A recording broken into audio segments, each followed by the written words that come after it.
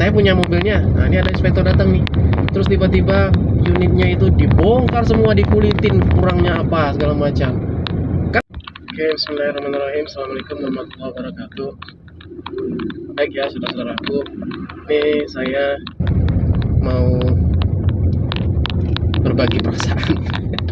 Jadi gini ya, sebenarnya sekarang ini lagi rame-rame inspektor bermain, ya kan? Ada lagi bengkel bermain, bukan bengkel sih, pedagang bermain, ya kan? Belum lagi namanya penjualan segitiga, ada banyak yang bermain gitu.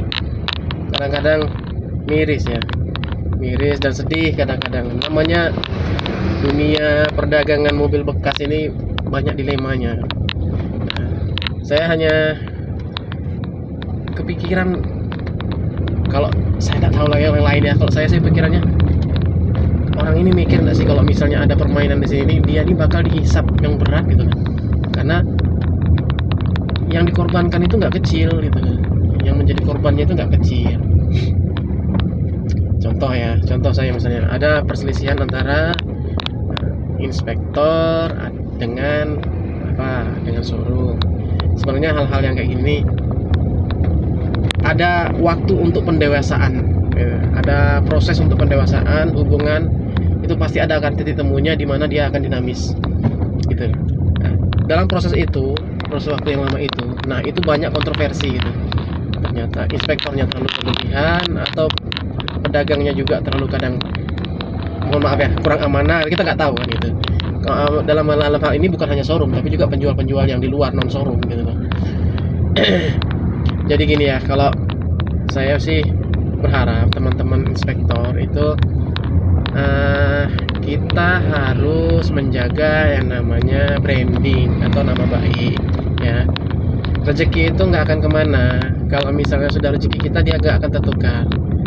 Jadi yang saya sarankan sama teman-teman, kalau misalnya menginspeksi unit tertentu, pertama ya harus menjaga nama baik owners, pemilik kendaraan gitu. Itu yang pertama. Yang kedua, misalnya ada cacat segala macam, itu kalau bisa jangan dibuka aibnya. Kasihan ini, walaupun mohon maaf showroom ataupun pedagang ataupun orang pribadi ownersnya yang mau jual mobil, cacatnya itu jangan dikasih tahu ke publik, jangan dijadikan konten. Ya saya sendiri kadang-kadang ya miris melihatnya, kasihan gitu loh. Sebenarnya dalam kita tuh bermuamalah gitu, kita bersosialisasi atau bermuamalah, kita tuh gampang untuk cara menimbang gimana ini tidak menyakiti saudara kita atau tidak menyakiti saudara kita gitu. Kalau gitu kita tukar aja posisinya gitu. Misalnya saya sebagai inspektor, tiba-tiba saya mau ngecek ke showroom atau ke rumah orang yang punya ownersnya. Kita kira-kira misalnya ya, saya punya mobilnya. Nah, ini ada inspektor datang nih, terus tiba-tiba unitnya itu dibongkar semua, dikulitin kurangnya apa segala macam. Kan sedih kan, apalagi dijadikan sekarang ini konten kreator ini makin banyak aja gitu. Dan informasi itu kadang-kadang mengedukasi, kadang-kadang juga mohon maaf ya, agak mendiskreditkan saudara-saudara kita yang berdagang. Ya. Jadi makanya saya buat video ini untuk janganlah ibaratnya kita pertama dulu izin dulu ya. Adabnya tuh izin dulu sama pemilik mobil atau pemilik kendaraan ataupun showroom. Mas, boleh enggak saya dikasih amanah sama calon pembeli Mas gitu nih. Nah, ketika sudah mulai ada indikasi bahwa mobil itu bermasalah, jangan diupload ke sosmed. Bicarakan baik-baik dan juga jangan sampai ada yang dirugikan gitu loh. Karena kita dalam berprinsip berdagang itu jangan ada yang dirugikan. Janganlah gitu. Ada pedagang cabai itu, cabainya busuk segala macam. Ya udah, antum pindah aja ke pedagang cabai yang lain. Jangan nyebarin isu-isu. Kasihan ya Allah. Nah, semoga ini hanya semoga ini firasat saya aja, tapi jangan sampai terjadi lah. Terus ada juga yang inspektor yang bermain dengan showroom. Nah, ini ada isu juga seperti itu. Jadi gini, mungkin ada oknum-oknum seperti itu ada. Tapi kalau dia takut sama Allah, dia pasti akan berpikir berkali-kali ya.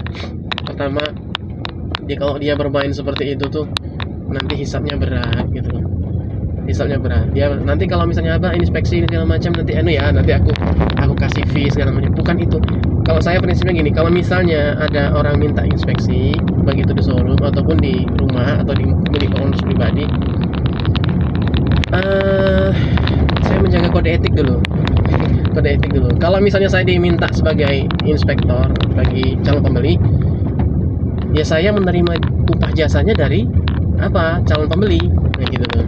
Kalau misalnya nanti ada permainan di sini, saya tolak. Nah, ya saya menjaga itu gitu loh. Jangan sampai ada cerita-cerita di luar sana inspektor itu sekarang makin menjamur ya.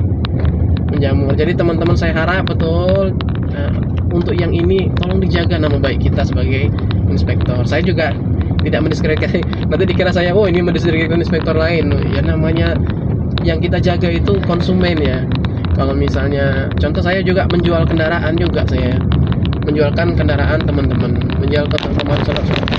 Kalau saya bilang jelek misalnya tidak saya posting di sosmed. Jadi saya secara langsung gitu, jangan di-upload ke sosmed supaya yang punya ini nggak tersinggung. Terus yang kedua, kalau misalnya saya jual, misalnya nih calon pembelinya datang, saya tegaskan secara personal, ini kurangnya ini, silakan gimana, silakan dinego lah apa kurangnya itu. Jadi kita nggak ikut campur sampai ke nego, hanya kita pertimbangan seperti itu. Nah, terus yang berikutnya ya, yang ketiga atau keempat. Nah itu kalau misalnya ada cacat kendaraan, ya coba inilah dulu yang sifatnya nggak terlalu parah, itu jangan terlalu berlebih-lebihan gitu.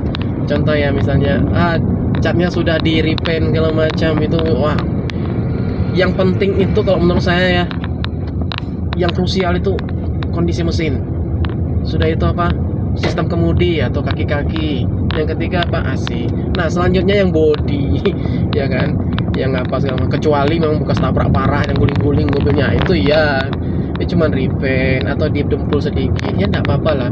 Jadi kalau mau kondisi real Anda sendiri ibaratnya perbaiki sendiri, itu kasih pengertian kepada calon pembeli. Jadi gitu. Jadi saya harap ini mau proses pendewasaan dan juga akan ketemu titik dinamisnya di mana jasa inspeksi ini akan berkolaborasi dengan pedagang ataupun calon pembeli. Jadi itu ya.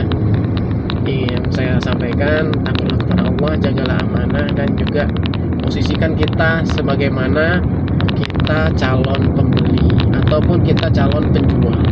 Jangan sampai hal-hal yang sensitif itu diumbar ke sosmed gitu loh ya. Semoga ini menjadi perhatian. Saya tidak mau cuman untuk kebaikan ya kan. Kita nggak tahu posisinya saudara kita tuh lagi kesulitan karena jual unit, terus kita manfaatkan, kita kuliti semua, tapi jangan di sosmed gitu loh. Sampaikan secara baik gitu loh, temuin secara karena itu adabnya seorang Islam ya. Semoga ini bermanfaat. Jazakallahu khair. Assalamualaikum warahmatullahi wabarakatuh.